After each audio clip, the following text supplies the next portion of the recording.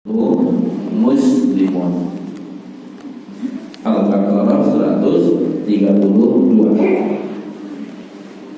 Wa wasbiha Ibrahim, dan Nabi Ibrahim telah mewasiatkan banihi kepada anak keturunannya, wa Yakub, begitupun Nabi Yakub. Nabi Yakub apanya Nabi Ibrahim, Bapak Ibu? Naponipun Nabi Ibrahim, Nabi Yakub itu ya, cucunya. Ya. Jadi Nabi Yakub itu cucunya Nabi Ibrahim dari anak yang bernama Ishak. Terus Ibrahim, Nabi Ibrahim kagungan putra Ismail dan Ishak. Ishak punya anak namanya Yakub. Nama lain Yakub Israil. Nama lain Yakub adalah Israil. Sehingga nanti kalau Bapak Ibu masuk Al-Quran, kok ada lafal yang berbunyi ya Bani Israil, itu artinya yang diseru adalah keturunanipun Nabi Yakub. Ya, di dalam Al-Quran nanti ada dua kelompok kaum besar, namanya Yahudi dan Nasrani. Niku Bani Israil. Baik. Jadi Nabi Ibrahim maupun Nabi Yakub berwasiat, berpesan-pesan banihi kepada anak keturunannya. Apa isinya? Ya baniya, wahai anak-anakku, innallaha astafa lakumuddina, sungguh Allah telah memilih ad-dina, agama Islam ini. Ya, ad-din dalam gramatika bahasa Arab itu bentuknya ma'rifat. Ya, ad-din. Ya. Kalau dalam bahasa Inggris, ya Pak Izan ini jurusan berbahasa Inggris, definitif. Ma'rifat itu definitif. Ya. Ma'rifat artinya jelas cetok, tidak mungkin ditafsirinya dengan yang lain. Jadi ad-din yang dimaksud pada ungkapan ayat itu adalah agamis Islam. Wahai anak keturunanku, Allah telah memilih untuk kalian agama ini, yaitu agama Islam. Terkandung maksud di situ adalah bahwa wahai anak cucuku, sira kabeh ojo sampai orang ngagama Islam. Oh, berarti agama Islam itu sudah ada sejak Nabi Ibrahim, bukan sejak Nabi Ibrahim. Sejak pertama-pertamanya Allah mengutus para nabi dan para rasul, agama Islam itu sudah ada.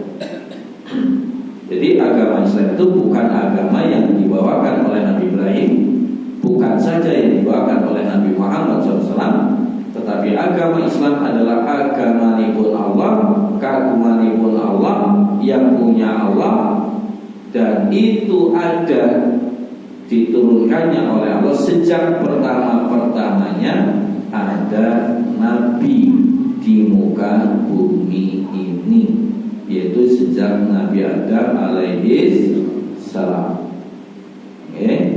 Jadi jangan difahami bahwa agama Islam itu ada sejak Nabi Muhammad SAW. Nabi Isa itu duduk Islam, Nabi Isa itu duduk Muslim, tapi agamane Kristen. Oh salah. Ya. Nabi Isa itu Nasrani. Oh salah. Ya. Nabi Isa itu seorang Muslim. Dalam surat Maryam ayat yang ke-31 nanti ada diungkap di sana, wa awsani bisolati wa zakati. Aku diperintah oleh Allah untuk senantiasa melaksanakan ibadah sholat dan membayar zakat. Loh, kok podo kalau ajaran Nabi Muhammad SAW? Sama. Karena Nabi satu dengan yang lain syariatnya sama. Itu kepunyaan Allah Subhanahu wa Ta'ala.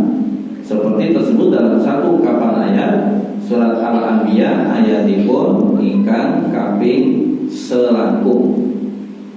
Wa ma arsalna min qablika min rasulin illa nuhi ilaihi annahu la ilaha illa ana fa'budun. Wa ma arsalna min qablika, dan kami Allah tidak mengutus seorang rasul pun, hai Muhammad, min qablika, rasul-rasul yang sebelum kamu, illa nuhi ilaihi, kecuali kami wahyukan kepada rasul sebelum kamu itu. Ngapa wahyunya? Annahu la ilaha illa ana fa'budun, bahwa semua rasul yang kami utus membawa ajaran yang sama, inggih menika la ilaha illallah. Oh, berarti Nabi Isa yo ajarannya la ilaha sami, la ilaha illallah. Jadi jangan salah. Kalau Nabi Isa itu Nasrani, bukan. Beliau seorang muslim. Ajarannya la ilaha illallah. Nabi Isa sholat. Nabi Isa zakat. Nabi Isa puasa. Nabi Isa haji ke Mekah. Jadi Nabi Isa itu hajinya ke Mekah, tidak ke Vatikan. Hajinya ya ke Makkah. Tawafnya di mana? Ya tawafnya di Masjidil Haram. Loh, bukannya Masjidil Haram itu ada sejak Nabi Muhammad? Tidak. Masjidil Haram itu sudah ada sejak dulu. Disebutnya dalam ayat 96 surat Ali Imran. Inna awwala baitin wudi'a lin-nasi alladzi bi Bakkah mubarakan wa hudan lil alamin. Jadi Ka'bah itu sudah ada, ya, sebelum manusia ada. Ini juga jarang disampaikan. Jadi Ka'bah itu sudah ada sebelum Adam ada. Sehingga Allah dalam ayat itu menyebut inna awwala baitin wudi'a lin-nas, sungguh pertama-pertamanya bangunan, di mana bangunan itu dipakainya oleh manusia menyembah Allah Subhanahu wa taala, beribadah kepada Allah, lalladzi bi Bakkah, adalah bangunan yang ada di kota Bakkah. Ingkang naminipun bangunan iku apa? Ka'bah. Jadi Ka'bah jangan dipahami itu ada baru pada zaman Nabi Ibrahim. Nabi Ibrahim itu cuma merenovasi, ya, bukan membangun Ka'bah, tapi merenovasi. Wa id yarfa'u Ibrahimul qawa'ida minal baiti wa Ismaila. Ingatlah ketika Nabi Ibrahim dibantu oleh Ismail meninggikan bangunan Ka'bah. Jadi Ka'bah itu yang merenovasi Nabi Ibrahim, tapi Ka'bah itu sendiri sudah ada sebelum Nabi Adam. Berarti Yosua banget ya. Iya. Betapapun Ka'bah yang asli pertama-pertamanya tidak seperti yang Bapak Ibu pirsani hari ini. Tapi dari awal memang yang Ka'bah di situ itu. Inna awwala baitin wudi'a lin-nas lalladzi bi Bakkah. Baik ya, Bapak Ibu dirahmati Allah Subhanahu wa taala. Jadi tadi Nabi Ibrahim apa? Wasiatnya kepada anak cucunya, Innallaha astafa lakumud dina. Wahai anak keturunanku, sungguh Allah telah memilih untuk kalian agama Islam ini. Ya, dengan demikian kewajiban orang tua seperti halnya yang dilakukan oleh Ibrahim adalah membimbing putra putrinya agar beragama Islam. Ya, itu kewajiban orang tua. Ya. Persoalan kemudian kok ada anaknya yang katanya tidak mau, atau di tengah perjalanan kok bedol, itu bukan tanggung jawab orang tua di hadapan Allah. Sebagaimana yang terjadi pada diri Nabi Nuh. Nabi Nuh gak kurang-kurang siang malam berdakwah, termasuk pada keluarganya, kepada istrinya, kepada anaknya. Ya. Bahkan Nabi Nuh oleh Allah diberi umur berapa Bapak Ibu? 950 tahun. Jadi kalau bapak-bapak sampai wonten kang yuswa 9 tahun, itu lagi 1/10-nya. Ya. Itu baru 1/10-nya umurnya Nabi Nuh. Jadi Nabi Nuh itu umurnya 1000 tahun illa khamsin, kurang 50. Ya. Dalam bahasa Al-Quran, ya, alfasanatin illa khamsin, 1000, ya, 1000 tahun kurang 50. Boyo bosan apa bosan gitu? Bapak-bapak dikasih umur 90 tahun kayaknya juga bosan tuh ya. Baiknya Bapak Ibu dirahmati Allah Subhanahu wa taala. Jadi Nabi Ibrahim berwasiat, "Dole anak-anakku, anak cucuku, kalian mesti harus beragama Islam." Okay. Persoalan kemudian Nabi Nuh, Kan'an kok tidak beragama Islam, itu bukan salahnya Kan'an. Ya, Kan'an tidak kurang-kurang beliau berdakwah selama 950 tahun itu.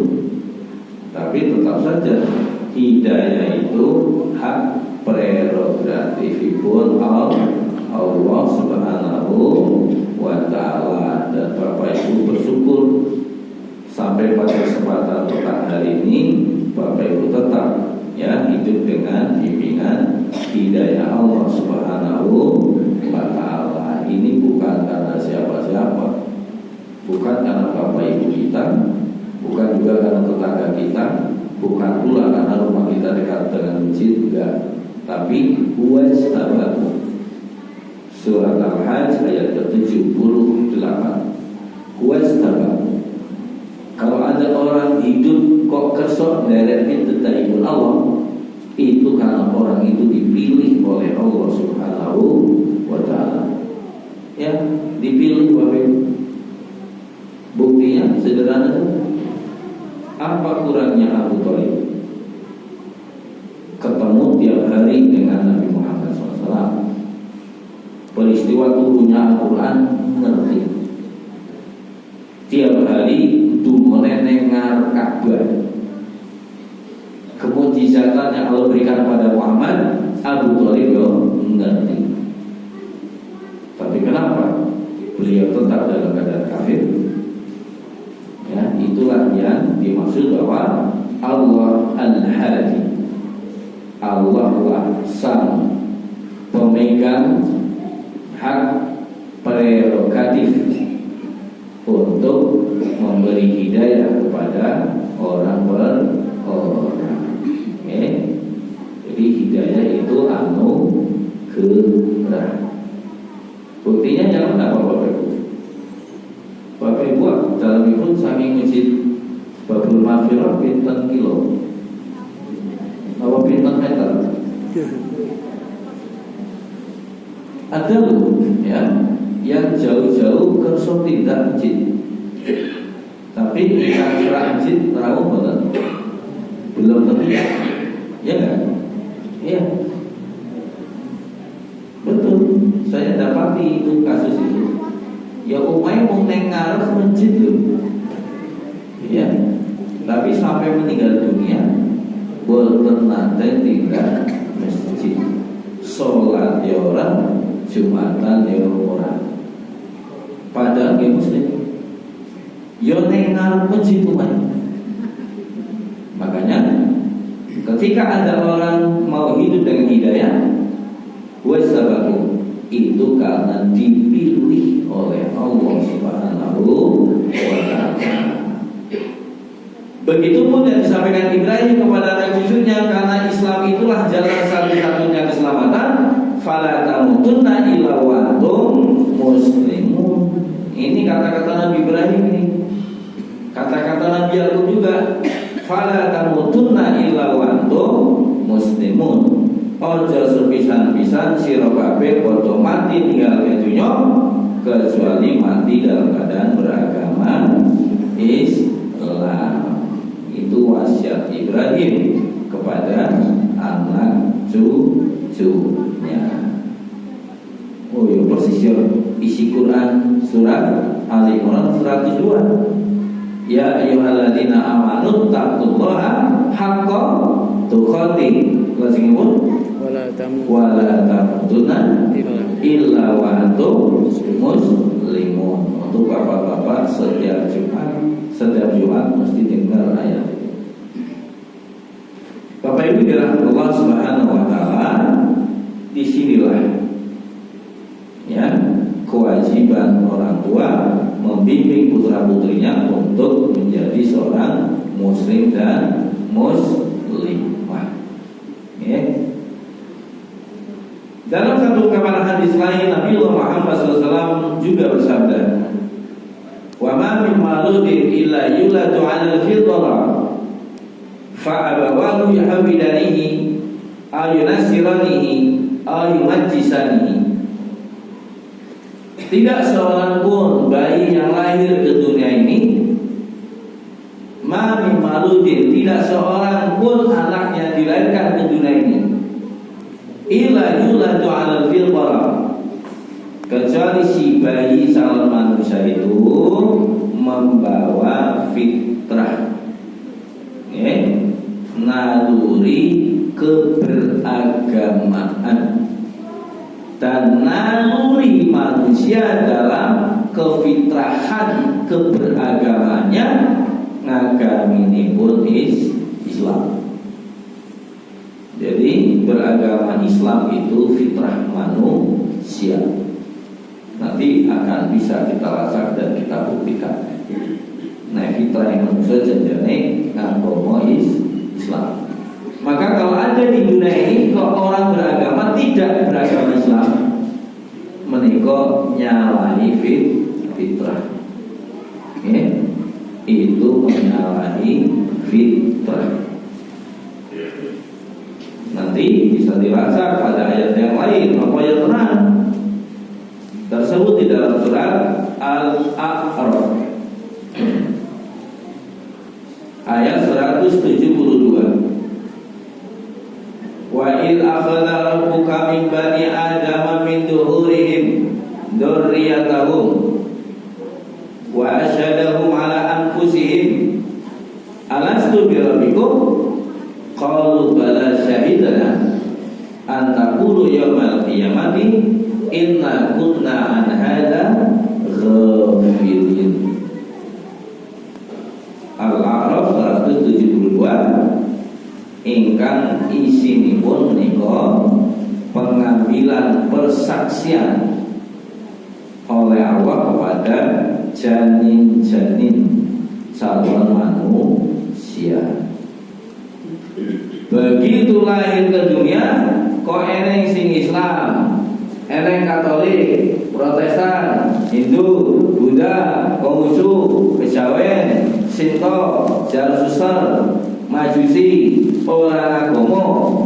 Kata Allah, tapi ingat, aku ciptakan kalian dengan sebenar-benar tujuan penciptaan. nggak main-main. Yang kedua, dan aku ciptakan fitrah setiap manusia beragama Islam. Ini Bapak Ibu berbahagia. Jadi sekafir-kafir orang di dunia ini jajaran sebenarnya fitrahnya beragama Islam. Ya.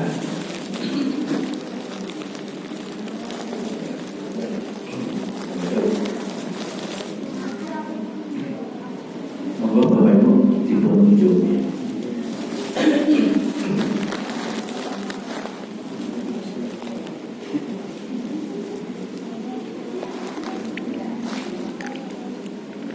Baik Bapak Ibu, jadi fitrah manusia apa? Beragama Islam. Iya. Tersebut pula di dalam ungkapan ayat surat Ar-Rum ayat 3. Ini memperkuat ungkapan tadi. Kalau fitrah manusia beragama Islam, berarti menawi wonten tiyang boten agama Muslim, boten agama Islam, janjane nyalai fitrah. Ya, baik. Surat Ar-Rum ayat ke-30. Fa'aqim wajhaka lid-dini hanifan. Hadapkanlah wajahmu lid-dini, untuk kamu beragama dengan agama ini. Hanifan dengan lurus, yaitu agama Islam. Kenapa kalau nyuruh begitu? Fitratallahi allati fataran nas 'alaiha. Kenapa? Fitrah setiap manusia berada di atas fitrah ini, kata Allah. La tabdila li khalqillahi. Tidak ada satupun orang yang bisa merubah-rubah fitrahnya. Ora iso. Ini. Ya, fitrah ini kan apa Bapak Ibu? Naluri, ya, gharizah, insting. Fitrah allati fatarana salihah, yang seluruh umat manusia di dunia ini bu opo merek agama ini fitrahnya ngagama Islam. La tabdila li khalqillah, ora ono sing iso ngapusi, kata Allah. Lihat, baik, nanti kita buktikan. Bisa jam berapa? 45 menit ya. Baik. Mari kita buktikan yang terakhir. Kita buktikan kalau fitrah manusia beragama Islam. Bapak Ibu pirsa kalian Mas Fir'aun. Bapak Ibu tepat. Ya? Kenal nama Mas Fir'aun kan? Kenal ya? Tapi bukan temannya ya. Ya. Bapak Ibu tahu kan Fir'aun itu kayak apa? Manusia paling gentle itu di dalam kekafiran itu Fir'aun. Ya? Tidak saja durhaka, tapi sudah sampai pada pengakuan aku itu Tuhan. Ya benar? Dalam surat Al-Fajr itu, faqala ana rabbukumul a'la, itu sampai bukan sekedar aku pendeta, aku di surga, itu masih keroco itu. Ya. Fir'aun sudah sampai berkata, faqala ana rabbukumul a'la, wahai penduduk Mesir, rano Tuhan. Apa yang dikatakan Tuhan oleh Musa ngapusi, kata Fir'aun. Ya. Wahai para pembantuku, para tentaraku, bikin coba bangunan setinggi-tinggi bangunan, tangga setinggi-tinggi tangga. Aku tak delok Tuhan Musa, eneng orang. Betul, begitu naik ke loteng yang paling tinggi, orang ruh Gusti Allah. Betul ya? Kan itu apa dia bilang? Musa ngapusi, orang ono di Tuhan iki orang ono. Wong Tuhan iki yo aku. Makanya faqala anna rabbukumul a'la. a'la. Akulah Tuhan kamu yang maha tinggi. Tapi apa yang kemudian terjadi Bapak Ibu?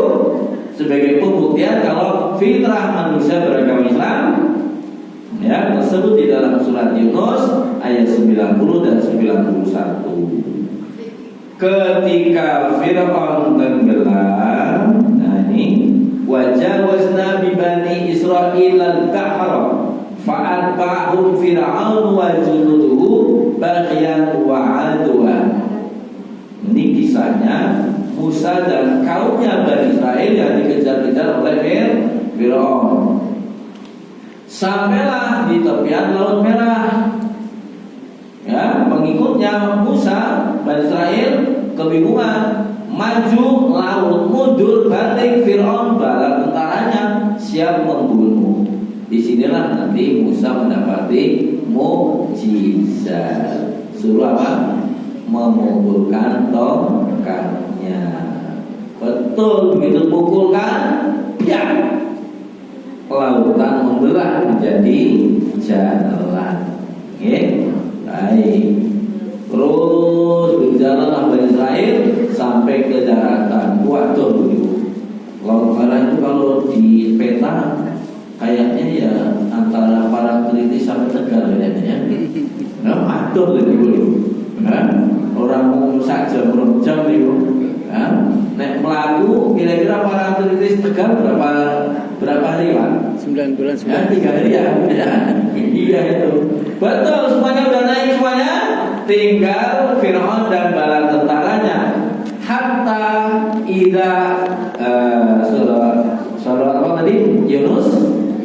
Hatta idza adrakahul gharaqu, ingatlah ketika Fir'aun lagi kejar-kejar. Napa kejar-kejar? Ya, sekarang ini al-gharaqu tenggelam, ya. Arep mati nih. Apa? Di alam sakaratul maut dia berkata ke hadapan Allah, amantu. Nah, itu juga katanya. Saat inilah aku beriman. Lagi sekarang lagi ngobrol aku iman. Annahu la ilaha illallah amanat bi bani Israil.